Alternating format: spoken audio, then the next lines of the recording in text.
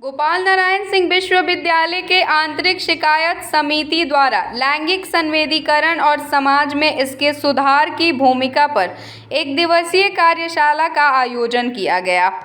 मुख्य अतिथि के रूप में पहुंची भारत के राष्ट्रपति सचिवालय की निदेशक सह ओएसडी स्वाति शाही ने आंतरिक शिकायत समिति की जानकारी दी। उन्होंने इस समिति की आवश्यकता के बारे में जानकारी दिया। साथ ही उन्होंने जेंडर भेदभाव पर भी अपना विचार रखा। उन्होंने कहा कि आज हमें जेंडर भेदभाव को भी खत्म करने की ज़रूरत है।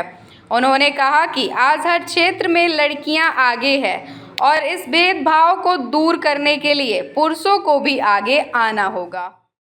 वो एक टॉर्च बेयर मतलब की तरह एक्ट कर रही है, वो आपको दिखा रही है रास्ता कि आप भी उस तक पहुँच सकते हैं। तो हमें ये जो विमेन का रोल है, we should cheer ourselves and cheer other women more, तो ये हमें करना चाहिए। दूसरा ये है जो परंपराएं हैं वो बहुत अच्छी थी, लेकिन हमारा एक इतिहास रहा है, उसमें कहीं ना कहीं कुछ चीज़ों से हम दब गए। उसमें बहुत से पीरियड में बहुत सा हिस्ट्री है हमारा, बहुत से रूलर्स ने रूल किया है और हम जो वेदास से निकला वो वहाँ यहाँ तक आते आते बहुत ही मिश्रित हो गया।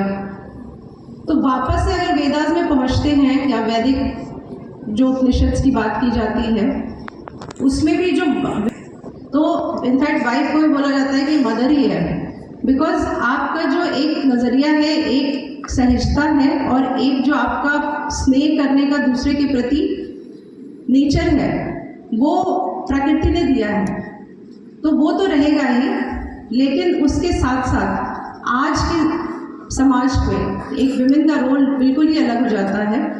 हमें आज बताया जाता है कि आपको भी इक्वली पुरुषों के बराबर आना है, और वो मैं समझती हूँ कि बिल्कुल सही है। परिवार को लेके, समाज को लेके, सबको लेके चला जा सकता है और खुद की सशक्तिकरण भी की जा सकती है। तो ये एक पैरेलल और एक एक कॉम्प्रिहेंसिव प्रोसेस है। इसमें सबसे पहले तो एक इकोनॉमिक इंडिपेंडेंस की बात होती है कि आज के डेट में हम चाहते हैं कि सब लोग फाइनेंशियली इंडिपेंडेंट हों, विमेन भी इंडिपेंडेंट हो। जब विमेन की बात आती है तो चॉइसेस की बात आती है, वॉइसेस की बात आती है, आपको कितना सुना जाता है। अगर आपकी परिस्थिति घर में ठीक है तो सुना जाएगा, लेकिन अगर नहीं ठीक है तो कभी कभी बहुत बार होता है कि आपको नहीं सुना जाता है। एक ऐसा भी सिनेरियो होता है जहाँ पे आपको एक कमोडिटी की तरह ट्रीट किया जाता है।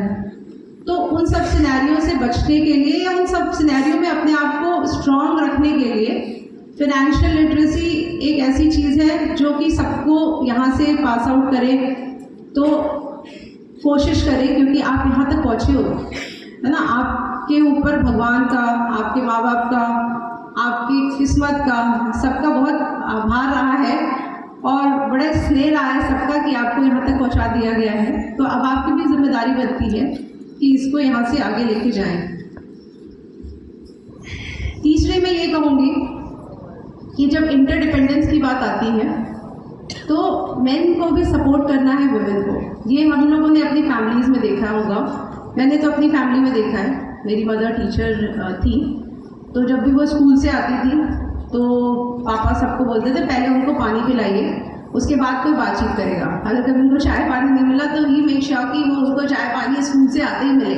तो ये भागीदारी मैंने देखी है कि दोनों ने एक दूसरे का बहुत सहयोग दिया है। और मम्मी की भी फाइनेंशियल इंडिपेंडेंस थी, तो जब भी पापा का प्रॉब्लम आया है घर में या कभी ऐसी सिचुएशन आई है, क्योंकि मेरे फादर भी बहुत एक्सपेरिमेंट करते रहते थे, तो उनके पास भी कभी हाई था कभी लो था, then mother was there to support.